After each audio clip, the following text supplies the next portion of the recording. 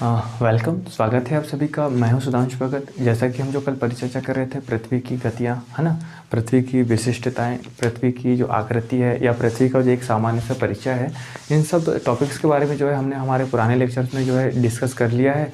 आज हम यहीं से जैसे आगे बढ़ते हुए अगर चले तो आज हम देखेंगे ऋतुओं में परिवर्तन, है ना।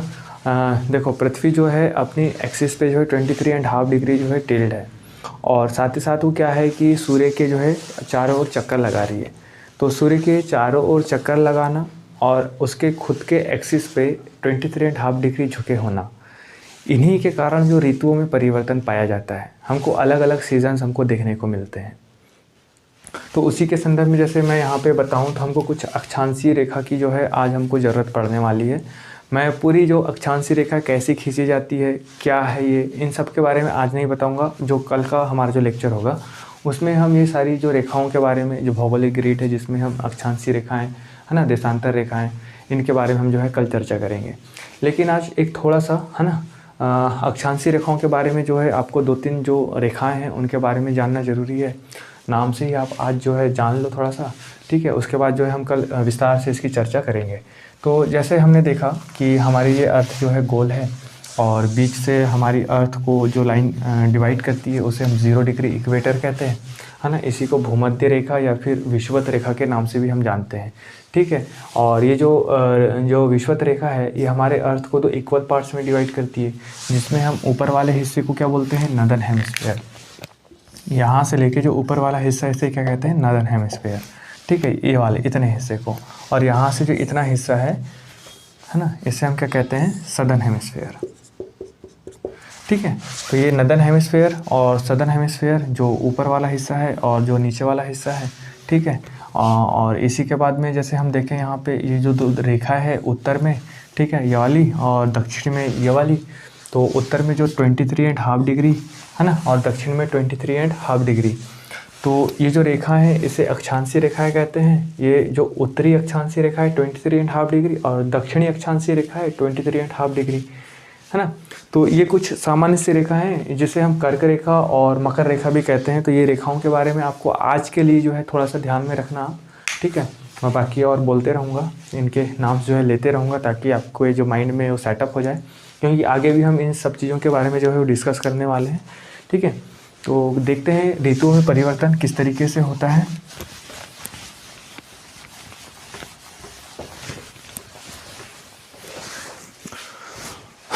देखिए दोस्तों, जैसे कि ये हमारा जो है सूर्य है, ठीक है, ये हमारा सूर्य है और ये हमारी पृथ्वी है,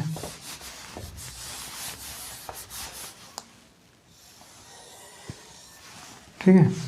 इधर एक और बना लेते हैं, ठीक है, और एक यहाँ और एक यहाँ, ठीक है। डायग्राम हो सकता है उतना क्लियर ना बने मुझसे, लेकिन आप जो है कंसेप्ट्स को और जो मैं बता रहा हूँ उसे ध्यान से बिल्कुल सुनते रहना, क्योंकि ये जो कंसेप्ट है ये आगे हमको और भी काम आने वाला है, ठीक है, बहुत जगह काम आएगा। तो आप बिल्कुल ध्यान से सुनिएगा ताकि आगे आपको सही रहे। मैं थोड़ा सा ठीक बनाने की कोशिश कर लेता हूँ, बन गया, ठीक है। तो देखो, ये क्या है, हमारा सूर्य है और सूर्य से जो ऊष्मा है वो लगातार जो है वो निकलते रहती है ना, और सभी ग्रहों को जो है मिलते रहती है। तो उसी में हमारी जो ये अर्थ है जो अपने एक ऑर्बिट में जो है वो रोटेट करती है, जिसे हम दीर्घ वृत्ताकार पाथ बोलते हैं, है ना। तो ये एक दीर्घ वृत्ताकार पाथ बना देते हैं। तो ये इस दीर्घ वृत्ताकार पाथ में जो हमारी अर्थ है वो रोटेट कर रही है। अब इसमें हम देखेंगे कि हमारी जो पृथ्वी है वो 23.5 डिग्री जो है वो टिल्ड है। हम इसको हर जगह जो है 23.5 डिग्री जो है वो झुका देते हैं। अब यहाँ पे आप ध्यान से देखिए, पृथ्वी जिस तरीके से अपनी अक्ष में झुकी हुई है वैसे ही वो चारों तरफ जो है वो सेम स्थिति में झुकी हुई है। जैसे अगर मैं यहाँ पे आपको बताऊँ तो इस तरीके से इतनी झुकी हुई है ना, ऐसी ना हो कि कितनी झुकी हुई, इतनी। फिर वैसे ही अगर इसको यहाँ पे ले आए तो यहाँ पे भी क्या है 23.5 डिग्री, है ना, ऐसी ये जो है वो झुकी हुई है। और साथ ही साथ क्या हो रहा है इसमें, ये वेस्ट से ईस्ट की ओर जो है रोटेट कर रही है, वेस्ट से ईस्ट की ओर रोटेट कर रही है ना। आप बिल्कुल ध्यान से समझते चलिए क्या हो रहा है यहाँ पे, वेस्ट से ईस्ट की ओर ये रोटेट कर रही है। ठीक है, पृथ्वी कैसे रोटेट कर रही है अपने एक्सिस पे, कुछ इस तरीके से, है ना, वेस्ट से ईस्ट की ओर। अब चीज़ों को जो है इमेजिन करते हुए चलिए।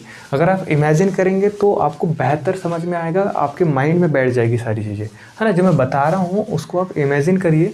जैसे हमारी अर्थ है, अर्थ जो है ऐसे टिल्ड है अपनी एक्सिस पे 23.5 डिग्री, ठीक है। और जो है वेस्ट से ईस्ट की ओर कैसे हो रही है, रोटेट हो रही है। और साथ ही साथ क्या हो रही है, रोटेट के साथ में ये जो है रिवॉल्यू कर रही है, ठीक है। सूर्य के आजू बाजू जो है वो इर्द गिर्द चक्कर भी लगा रही है। अब इस परिस्थिति में क्या हो रहा है, यहाँ पे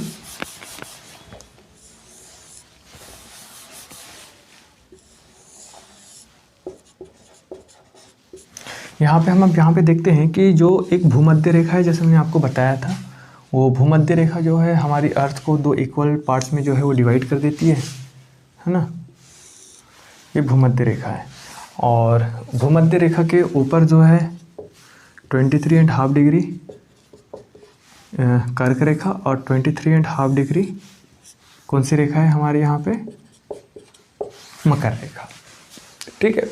उसी तरीके से यहाँ पे भी 23.5 डिग्री कर्क रेखा और यहाँ पे 23.5 डिग्री मकर रेखा, ठीक है। तो ऐसे ही यहाँ पे भी बनी हुई है और यहाँ पे भी बनी हुई है।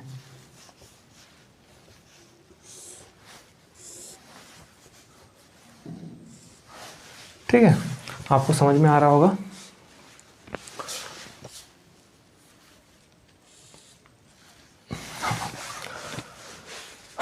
अब देखिए, अब क्या है कि हमको ये जो ये सूर्य है, ठीक है, सूर्य के चारों तरफ चक्कर कौन लगा रही है, हमारी अर्थ जो है सूर्य के चारों ओर चक्कर लगा रही है। अब इस स्थिति में जैसे क्या हो रहा है, यहाँ पे जो पृथ्वी की पोजीशन है सूर्य के सापेक्ष वो अलग है, ठीक है। यहाँ पे जो पोजीशन है पृथ्वी की सूर्य के सापेक्ष वो अलग है, यहाँ पे भी अलग है और यहाँ पे भी अलग है। कैसे अलग है मैं भी बताता हूँ। अब देखिए क्या होता है, जैसे यहाँ पे हम जो स्थितियाँ हैं देख लेते हैं कि जब पृथ्वी जो है सूर्य के चारों ओर चक्कर लगाती है तो ऐसी स्थिति में जो है 4 परिस्थितियाँ जो है बनती है। तो पहली जो परिस्थितियाँ है, जैसे हम यहाँ पे बात करें 21 मार्च, ठीक है। उसके बाद में यहाँ पे क्या है 21 जून और उसके बाद यहाँ पे है 23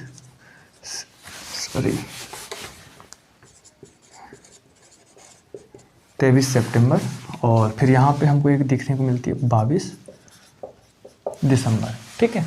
1 मार्च की स्थिति हो गई, 1 जून की स्थिति हो गई, 1 सितंबर और 1 22 दिसंबर। क्या यहाँ तक आपको कोई दिक्कत है?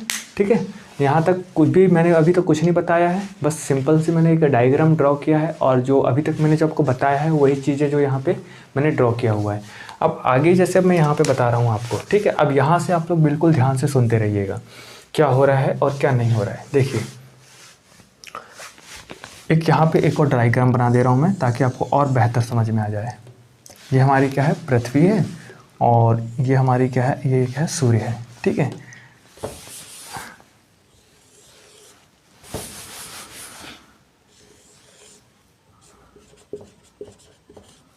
शायद दिख रहा होगा आपको, ठीक है। ये क्या है, सूर्य है और ये क्या है, हमारी पृथ्वी है। यही स्थिति यहाँ भी एक बार बना लेते हैं।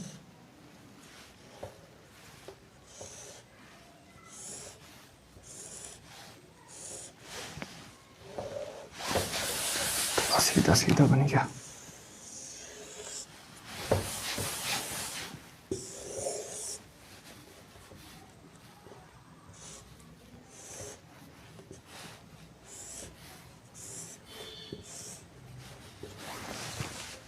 शायद अब आपको ठीक दिख रहा होगा, ठीक है। अब आप यहाँ पे ध्यान से सुनते रहिए, मैं क्या बोल रहा हूँ। ये 21 मार्च की स्थिति है और ये 21 जून की स्थिति है और ये सितंबर की स्थिति है और ये दिसंबर की स्थिति है।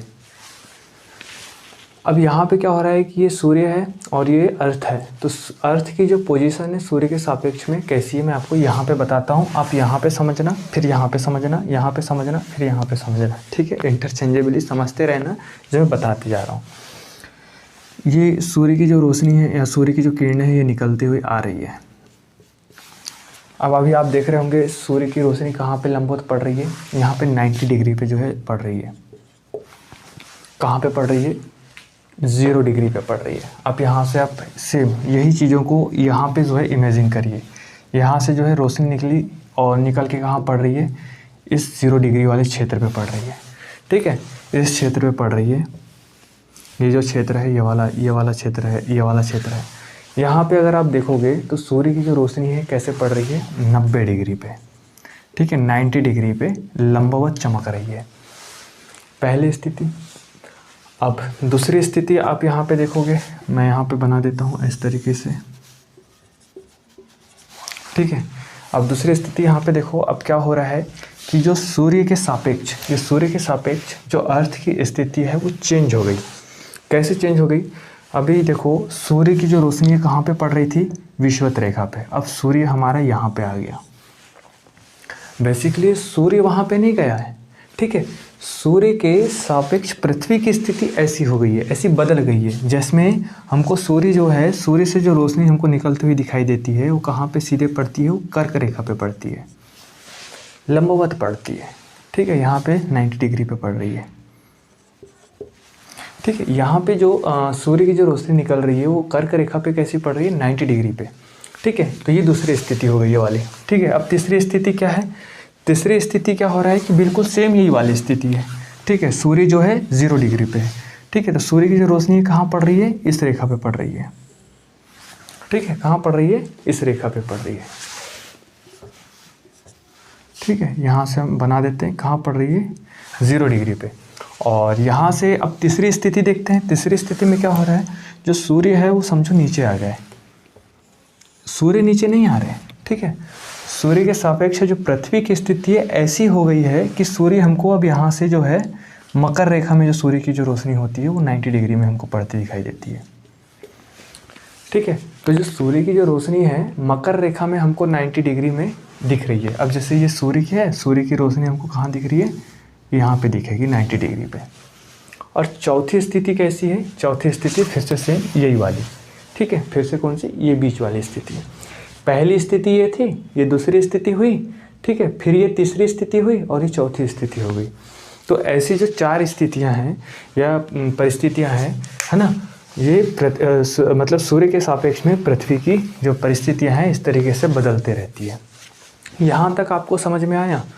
ठीक है, मैंने क्या कहा, अभी जो सूर्य से जो रोशनी निकल रही है, जो किरणें यहाँ से निकल रही है वो कहाँ पे पड़ रही है, कर्क रेखा पे 23.5 डिग्री जो उत्तरी अक्षांश या उत्तरी गोलार्ध पे जो उत्तरी अक्षांश है 23.5 डिग्री, वहाँ पे सीधे मतलब लंबवत पड़ रही है सूर्य की रोशनी। ठीक है, पहली बात।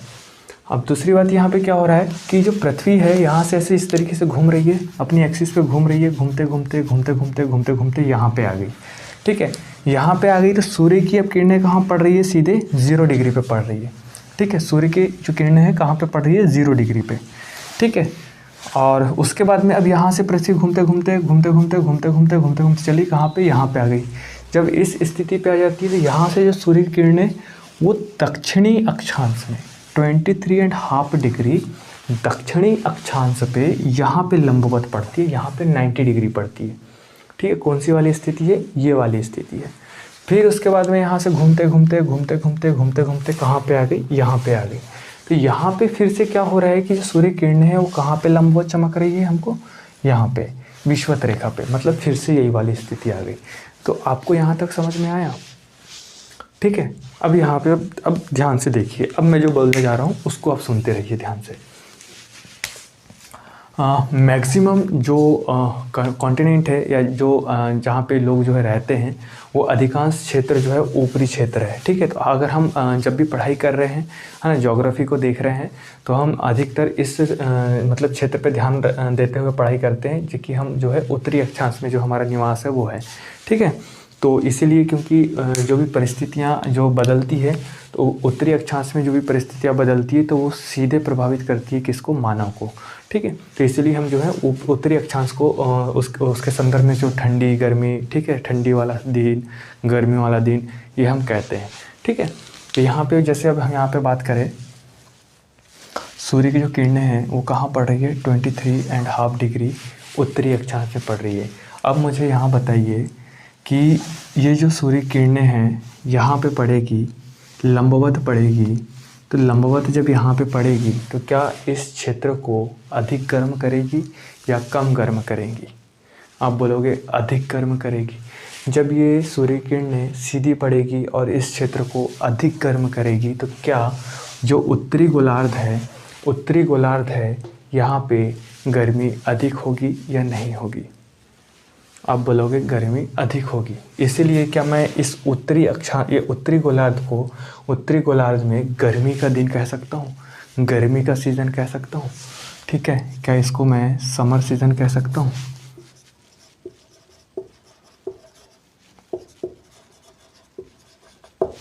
ठीक है, क्या मैं उत्तरी गोलार्ध को समर सीज़न कह सकता हूँ? क्यों? क्योंकि जो सूर्य की किरणें हैं वो डायरेक्ट लंबवत चमक रही है। कहाँ पे? 23.5 डिग्री पे। जब तो सूर्य की किरणें 23.5 डिग्री पे लंबवत चमक रही होती है तो उस स्थिति में जो भी एनर्जी, जो भी ऊष्मा सूर्य से आ रही है वो सिर्फ इतने क्षेत्र में पड़ती। समझ रहे हो? इतने क्षेत्र में पड़ती मतलब इतने क्षेत्र में पड़ती, मतलब ये वाला जो क्षेत्र है 23.5 डिग्री वाला जो अक्षांशीय क्षेत्र है वो अत्यधिक गर्मी महसूस करता। वहाँ पे अत्यधिक मात्रा में जो गर्मी है या वहाँ पे गर्मी का दिन है वो वैसी स्थिति हमको यहाँ पे देखने को मिलती। उसी तरीके से जब सूर्य की रोशनी यहाँ पे लंबवत चमक रही होती है तो उसी दौरान दक्षिणी गोलार्ध में सूर्य की किरणें स्लांटली चमक रही होती है। मतलब जब यहाँ पे ऊपर की ओर सूर्य किरणें सीधी आ रही है तो वहीं अगर हम दक्षिणी गोलार्ध में बात करें तो सूर्य किरणें कैसी पड़ेगी? तिरछी पड़ेगी। यहाँ तक समझ में आया? जब यहाँ पे तिरछी पड़ेगी तो अपेक्षाकृत ये अधिक क्षेत्र को गर्म करेगी। जब अधिक क्षेत्र को गर्म करेगी तो उतना प्रभावी रूप से गर्म नहीं कर पाएगी। जब उतना प्रभावी रूप से गर्म नहीं कर पाएगी तो इस क्षेत्र में जो है ठंडक बनी रहेगी। जब इस क्षेत्र में ठंडक बनी रहेगी तो यहाँ पे जो ठंडी वाले दिन है या जो ठंडी वाला मौसम है या ठंडी वाला सीज़न है हमको यहाँ पे देखने को मिलेगा। जब मैं बोल रहा हूँ कि उत्तरी गोलार्ध में समर सीज़न है तो क्या मैं बोल सकता हूँ यहाँ पे दक्षिणी गोलार्ध में मतलब कोल्ड सीज़न है? यहाँ पे ठंडा सीज़न है, मैं बोल सकता हूँ या नहीं बोल सकता? आप मेरे को यहाँ पे ये बताइए, ये हमारा सूर्य है, ठीक है, सूर्य की एक अमाउंट में जो है ऊष्मा वहाँ से रिलीज़ हो रही है, ठीक है। तो सूर्य की जो किरणें यहाँ से आ रही है लंबवत चमक रही है 90 डिग्री पे, तो मैं कह रहा हूँ कि सूर्य की जो किरणें हैं वो लंबवत सीधे पड़ रही है, एकदम बिल्कुल सीधे पड़ रही है, तो वो सिर्फ इतने क्षेत्र में ही पहुँच पा रही है। इतने क्षेत्र में पहुंच पा रही है मतलब जो भी ऊष्मा सूर्य से आ रही है वो सारी की सारी ऊष्मा कहाँ पे पड़ रही है? सिर्फ इतने क्षेत्र में पड़ रही है। अब मैं बोल रहा हूँ कि सूर्य यहाँ पे है और यहाँ से सूर्य की किरणें आ रही है, यहाँ से सूर्य किरणें आ रही है, तो क्या मैं कह सकता हूँ कि ये जो किरणें हैं वो थोड़ी लंबी या फिर ऐसे लंबे क्षेत्र को जो है मतलब लंबे क्षेत्र पे पड़ेगी? ठीक है, एक तो स्थिति ये है कि सूर्य की जो किरणें हैं वो ऐसी निकली और छोटे से क्षेत्र को पड़ी। दूसरी स्थिति क्या है? ऐसी निकली तो ये ऐसे अपेक्षाकृत थोड़े लंबे क्षेत्र को जो है वो गर्म करेगी। अब लंबे क्षेत्र को गर्म तो करेगी लेकिन उतने प्रभावी रूप से गर्म नहीं कर पाएगी जितना प्रभावी रूप से सूर्य इस कम क्षेत्र को गर्म कर रहा है ना। तो सेम परिस्थिति जो है सूर्य की और पृथ्वी की यहाँ पे देखने को मिल रही है। क्या हो रहा है कि सूर्य की जो किरणें हैं वो लंबवत चमक रही है, कहाँ पे? 23.5 डिग्री पे, मतलब इस क्षेत्र को अत्यधिक गर्म कर रही है। इस क्षेत्र को अत्यधिक गर्म कर रही है, उत्तरी गोलार्ध वाले क्षेत्र को अत्यधिक गर्म कर रही है। और जो सूर्य की किरणें दक्षिणी गोलार्ध में पड़ रही है तो इस दक्षिणी गोलार्ध वाले क्षेत्र को गर्म तो कर रही है लेकिन गर्म अपेक्षाकृत बहुत कम कर रही है, जिस वजह से यहाँ पे जो है ठंडी वाला मौसम है और यहाँ पे जो है गर्मी वाला मौसम है। क्या आपको यहाँ तक की बातें समझ में आई? अगर आ गई तो मैं आगे वाले इसमें बात करता हूँ। मतलब हमने अभी ये वाली स्थिति को समझा। ये कौन सी स्थिति है?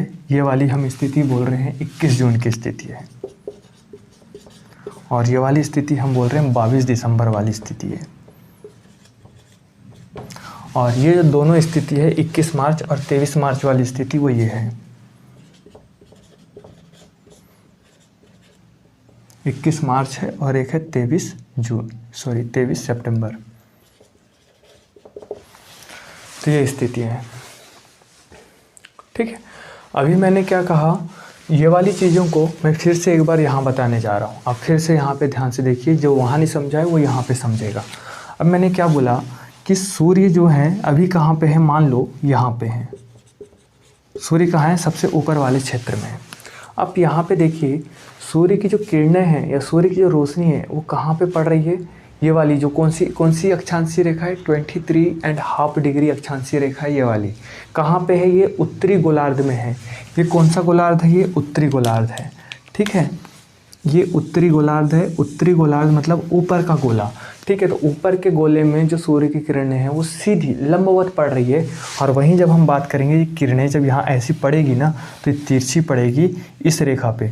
तो यहाँ पे जब लंबवत पड़ रही है तो यहाँ पे जो भी क्षेत्र होगा उसको बहुत प्रभावी रूप से गर्म करेगा। और जब यहाँ से जब तिरछी दक्षिणी गोलार्ध में जब किरणें पड़ेगी तो उतने प्रभावी रूप से यहाँ का क्षेत्र को गर्म नहीं कर पाएगी पृथ्वी।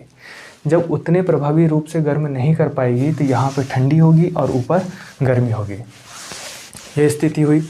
अब क्या हो रहा है, अब इसके बाद में पृथ्वी जो है घूमते घूमते घूमते घूमते घूमते घूमते घूमते घूमते ये वाली मतलब स्थिति पे आ गई। अब ये वाली स्थिति पे आई मतलब यहाँ से पृथ्वी कहाँ आ गई, ये वाली स्थिति पे आ गई। ऊपर से नीचे मतलब जो सूर्य है वो ऊपर से नीचे आ गए, मतलब पृथ्वी की ऐसी स्थिति हो गई घूमते घूमते जब यहाँ आई तो इस तरीके की सूर्य के सापेक्ष उसकी स्थिति हो गई। अब यहाँ पे क्या हो रहा है कि सूर्य की किरणें जो है वो 90 डिग्री पे लंबवत चमक रही है। पहले कहाँ चमक रही थी, यहाँ पे। अब जब यहाँ पे चमकी, अब धीरे धीरे धीरे धीरे नीचे की ओर आ रहे हैं सूर्य, ठीक है। धीरे धीरे धीरे धीरे नीचे की ओर आ रहे हैं। तो यहाँ पे 23.5 डिग्री पे थे, उसके बाद में नीचे आएंगे तो 20 डिग्री है ना, फिर उसके बाद में 19, 18, 17 ऐसे करते करते 0 तक के आएंगे। कहाँ पर, यहाँ तक 0 तक के आएंगे, है ना, 0 डिग्री तक के आएंगे, ठीक है। और ये कौन सी है, 23.5 और ये भी 23.5, ठीक है। तो 0 डिग्री तक के धीरे धीरे धीरे धीरे कहाँ तक आएंगे, 0 डिग्री एंड हाफ तक के आ जाएंगे। उसके बाद में जब यहाँ पे पहुँचेंगे तो सूर्य की जो किरणें हैं वो कहाँ पे पड़ेगी, सूर्य की किरणें लंबवत पड़ेगी 0 डिग्री पे। सूर्य की जो किरणें हैं वो लंबवत पड़ेगी 0 डिग्री पे। जब यहाँ पे लंबवत पड़ेगी तो ये वाला जो क्षेत्र है और ऊपर वाला जो क्षेत्र है वहाँ पे जो भी रोशनी पड़ेगी कुछ इस तरीके से पड़ेगी। ये 0 डिग्री पे है, ये 23 पे है, ये भी 23 पे है, तो इस तरीके से पड़ेगी। तो क्या हम कह रहे हैं कि इस क्षेत्र में अत्यधिक मात्रा में गर्मी होगी, है ना, विषुवत रेखा में अत्यधिक मात्रा में गर्मी होगी। लेकिन अगर हम उत्तरी गोलार्ध और दक्षिणी गोलार्ध की अगर बात करें तो वहाँ पे जो परिस्थितियाँ हैं दोनों सेम परिस्थिति होंगी। जब दोनों स्थिति में सेम परिस्थिति होंगी तो इन्हीं समान परिस्थितियों को हम विषुव कहते हैं, विषुव, है ना। और इन्हीं विषुओं को विषुव कहते हैं। तो इस ऊपरी जो ये वाली स्थिति होती है इसे बसंत विषुव कहते हैं। और नीचे की जो स्थिति होती है इसको हम शरद विषुव कहते हैं।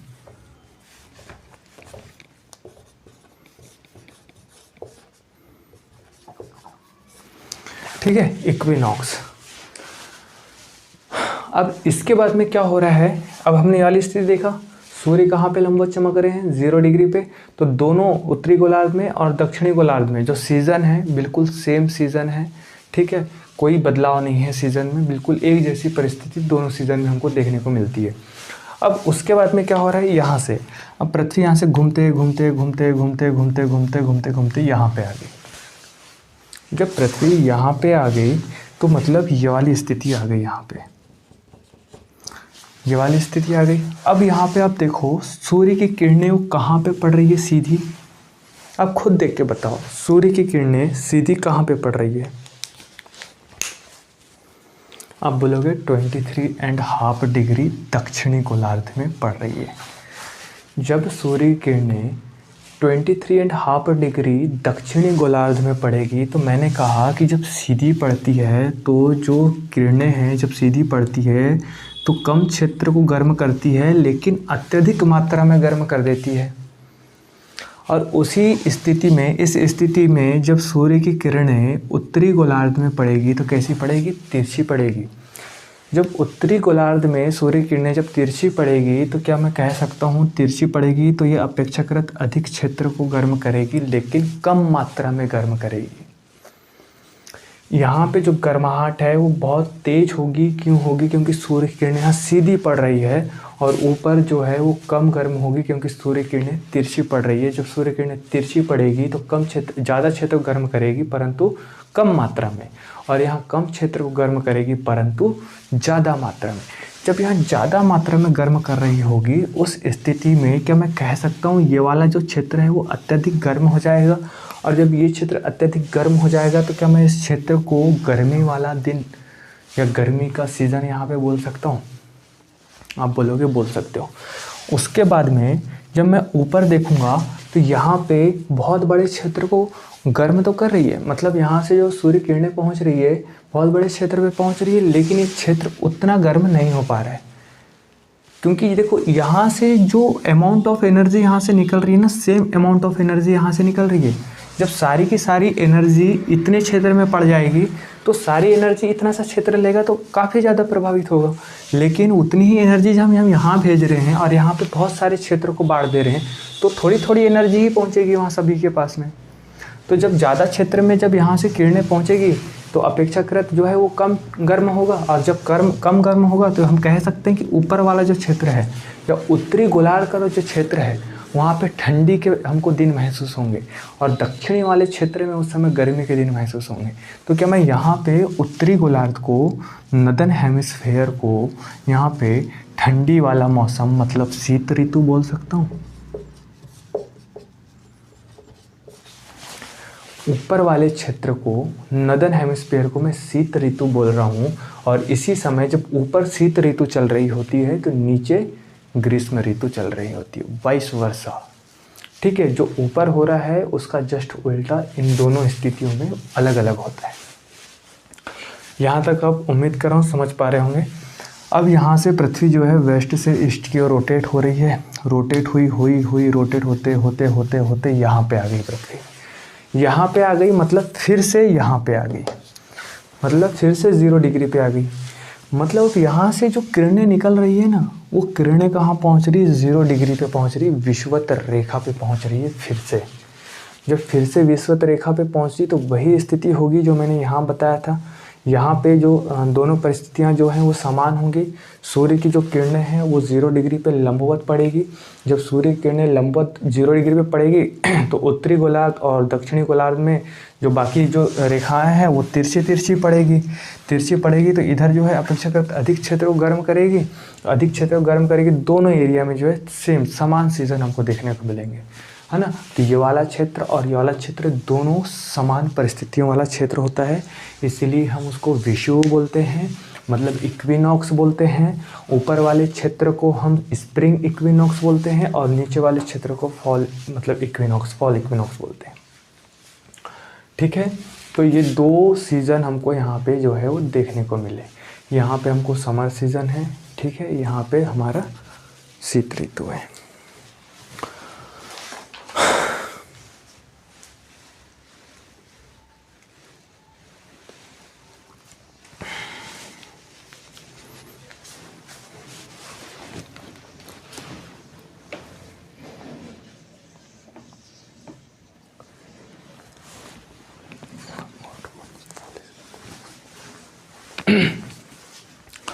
ठीक है, यहाँ तक अब आपको समझ में आया।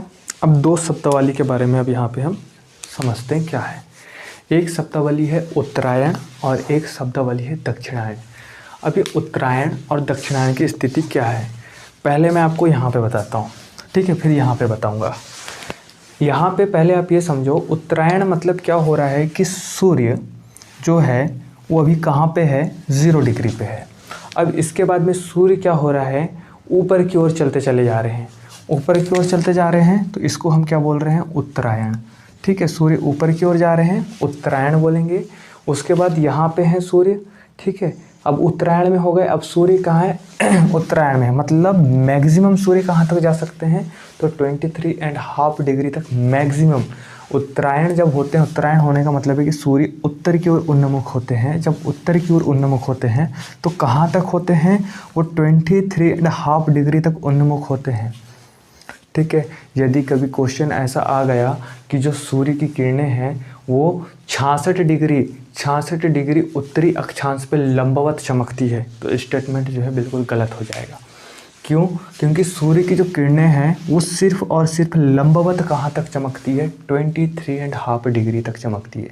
और उसके ऊपर 23, 24, 25, 27 ऐसे करते करते 90 तक के जो सूर्य किरणें हैं वो कैसी चमकती है, स्लांटली, तिरछी चमकती है 23.5 डिग्री के ऊपर। जब सूर्य पूर्णतः 23.5 डिग्री तक के उत्तरायण हो जाते हैं तो फिर से पुनः वहाँ से वो रिटर्न मारते हैं मतलब कि पीछे की ओर, फिर से 0 डिग्री की तरफ ये पहले यहाँ से ऊपर गए, ठीक है, फिर यहाँ से वो धीरे धीरे जो है वो धीरे धीरे जो है नीचे आते जाएंगे। जैसे जैसे सूर्य नीचे आते जाएंगे वैसे वैसे ऊपर से जो गर्मी है वो कम होती चली आएगी। जब सूर्य यहाँ पे आ जाएंगे 0 डिग्री में फिर से अवस्थित हो जाएंगे, ठीक है, 0 डिग्री में यहाँ पे आ जाएंगे तो उस स्थिति में सूर्य की जो किरणें हैं वो लंबवत कहाँ चमकेगी, 0 डिग्री पे। तो ये वाला जो क्षेत्र है 0 डिग्री से 23 डिग्री हाफ, ठीक है, एक बार जब ऊपर जा रहे थे तो प्रत्येक अक्षांशों पे यहाँ से लेके यहाँ तक के जितने भी अक्षांश है एक बार 90 डिग्री में मतलब जो सूर्य किरणें महसूस करें। अब जब सूर्य वापस आए तो वापस आते समय फिर एक बार और 90 डिग्री जो है महसूस करें, मतलब ये जो 0 से 23.5 डिग्री 2 बार जो है महसूस किए, ठीक है। उसके बाद क्या हो रहा है कि सूर्य किरणें जो है वो सूर्य जो है वो नीचे दक्षिणायन हो रहे हैं। अब दूसरा टर्म क्या है, दक्षिणायन होने वाला, तो दक्षिणायन हो रहे हैं। सूर्य जो है वो धीरे धीरे दक्षिण की ओर जो है खिसकते जा रहे हैं। जब वो दक्षिण की ओर खिसकते जा रहे हैं तो मैक्सिमम कहाँ तक दक्षिण की ओर जाएंगे, तो मैक्सिमम 23.5 डिग्री दक्षिण तक ही जा पाएंगे, वहाँ से वो आगे नहीं जा पाते। जब सूर्य वहाँ से आगे नहीं जा पाते, 23.5 डिग्री तक ही रह पाते हैं, तो उस स्थिति में जो लंबवत सूर्य की किरणें हैं मैक्सिमम कौन से अक्षांश से पहुँचती है, दक्षिण में 23.5 डिग्री पे। अगर स्टेटमेंट ये भी पूछे कि सूर्य की किरणें जो 66 डिग्री दक्षिणी गोलार्ध में लंबवत पड़ती है, तो स्टेटमेंट गलत हो जाएगा, ठीक है। क्यों? क्योंकि जो सूर्य किरणें हैं वो लंबवत कहाँ तक पड़ रही है, 23.5 डिग्री दक्षिणी अक्षांश पे पड़ रही है। यहाँ तक आपको समझ में आई। अब इसके बाद में यहाँ पे देखो कि सूर्य जब धीरे धीरे नीचे आ रहे थे तो 0 डिग्री से 23.5 डिग्री तक के जितने भी अक्षांश है सभी अक्षांश 90 डिग्री जो लंबवत सूर्य की किरणें पड़ रही थी उस सभी अक्षांशों पे एक बार 90 डिग्री पे पड़ी है। जब उसके बाद सूर्य फिर यहाँ से उन्मुख होंगे कहाँ की ओर, 0 डिग्री की ओर। जब सूर्य फिर से उत्तरायण मतलब यहाँ से 0 डिग्री की ओर उन्मुख होंगे, जब 0 डिग्री के उन्मुख होंगे तो फिर से एक बार जो है धीरे धीरे ऊपर जब जाएंगे तो फिर से जो है 2 बार यहाँ पे जो है लंबवत चमकेंगे सूर्य किरणें। तो क्या मैं ये कह सकता हूँ कि 23.5 डिग्री उत्तरी अक्षांश से लेकर के 23.5 डिग्री दक्षिणी अक्षांश तक सूर्य की जो किरणें हैं 2 बार लंबवत वहाँ पे पड़ती है। उन अक्षांशों पे सूर्य की किरणें 2 बार लंबवत पड़ती है।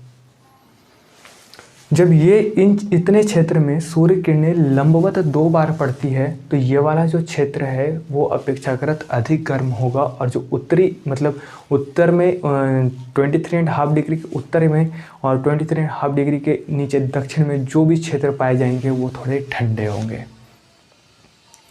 ठीक है। तो उत्तरी अमेरिका, यूरोप, रसिया, ये जो क्षेत्र है ये अधिक हम देखते हैं ऊपर में, है ना, ऊपर में जो स्थित है ये वाले जो देश है तो ये देश में वहाँ पे ठंड ज़्यादा पड़ती है, ठीक है, वो ठंडे क्षेत्र वाले जो है वो कंट्रीज़ हैं, है ना। तो यहाँ पे हमने इतना समझा और कंसेप्ट बहुत अच्छे से समझाया हूँ, बहुत धीरे समझाया हूँ मैंने, ठीक है। अब कंसंट्रेट होके सुने होंगे तो आपको समझ में आया होगा, और नहीं सुने होंगे तो एक बार फिर से रिवाइज मारिए और फिर से इसको देखिए, आपको बिल्कुल पूरा समझ में आ जाएगा, ठीक है।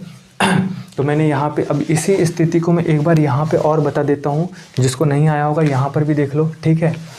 अब यहाँ पे देखो, यहाँ पे सूर्य कहाँ पे है, सूर्य यहाँ सूर्य की जो किरणें कहाँ पड़ रही है, 0 डिग्री पे, ठीक है। सूर्य किरणें कहाँ पड़ रही है, 0 डिग्री पे, 0 डिग्री पे।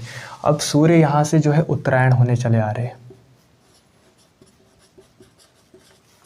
सूर्य जो है उत्तरायण होने आ रहे हैं। ठीक है, यहाँ थे सूर्य अभी, अब सूर्य धीरे धीरे ऊपर जा रहे हैं। सूर्य धीरे धीरे ऊपर जा रहे हैं, मतलब जो सूर्य है, मतलब सूर्य नहीं जा रहे हैं ऊपर, पृथ्वी जो है वो नीचे आ रही है। तो ऐसी स्थिति उत्पन्न हो रही है, तो हम बोल रहे हैं कि सूर्य ऊपर जा रहे हैं, सूर्य ऊपर नहीं जा रहे हैं। तो ये जो पृथ्वी की स्थिति है, घूमते ऐसी हो रही है, जिस स्थिति में सूर्य की जो किरणें हैं वो उत्तरायण हो रही है।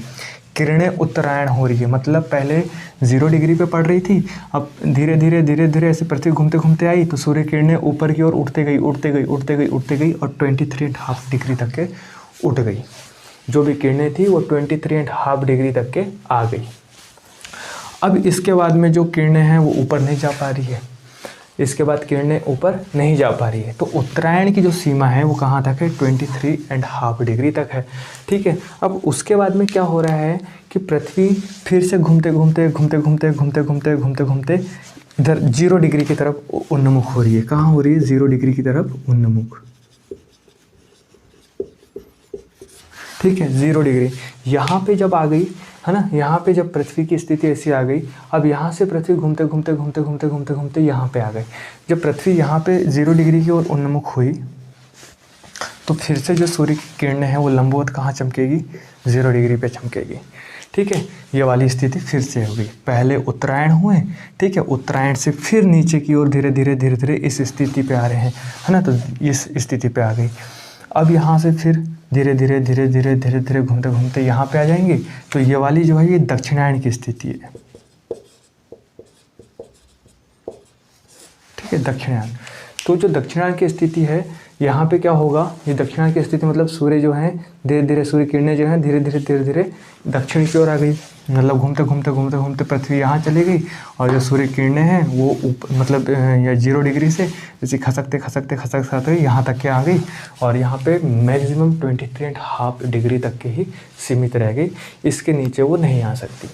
अब यहाँ तक आ गई, तो इसके बाद में फिर से मतलब पृथ्वी जो है वो यहाँ पे घूमते आएगी, तो उस स्थिति में जो सूर्य किरणें हैं वो 0 डिग्री की ओर फिर से उन्मुख होगी। तो यहाँ हम 0 डिग्री की ओर जो है उन्मुख। ठीक है, तो फिर यहाँ पे जैसे यहाँ पे थी पहले पृथ्वी, इस स्थिति में कहाँ यहाँ पे थी, तो यहाँ से धीरे धीरे यहाँ पे आ गई, तो 0 डिग्री में फिर से आ गई, तो 0 डिग्री में फिर से आ गई।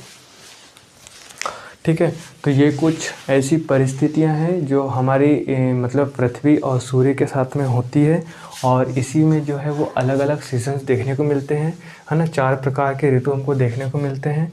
एक 21 मार्च की स्थिति, एक 21 जून की स्थिति, एक 23 सितंबर की स्थिति, और एक अपनी 22 दिसंबर की स्थिति। तो ये 4 प्रकार की जो है स्थितियाँ हमारी अर्थ के और पृथ्वी के साथ में, मतलब सूर्य के साथ में होती रहती है। ठीक है, इधर वाला जो सीज़न है ये समर सीज़न है, और ये वाला जो सीज़न है ये विंटर सीज़न है।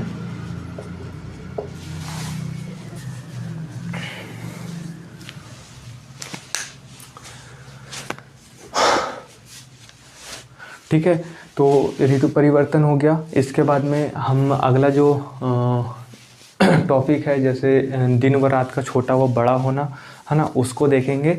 उसके बाद में फिर जो भौगोलिक ग्रिड है ना, उसको देखेंगे, और फिर हम जो है ख़त्म करेंगे। तो आज के लिए दोस्तों इतना ही, फिर हम जो मिलते हैं नेक्स्ट लेक्चर में मिलते हैं। ठीक है, एक नए टॉपिक के साथ में। तो आप सभी लोगों का धन्यवाद। अगर आप लोगों को जो लेक्चर पसंद आते हैं तो प्लीज़ सब्सक्राइब, लाइक और कमेंट कीजिए, है ना। जो भी समझ में नहीं आया कमेंट में मुझे बताइए, मैं कोशिश करूँगा उसको फिर से बताने की, है ना।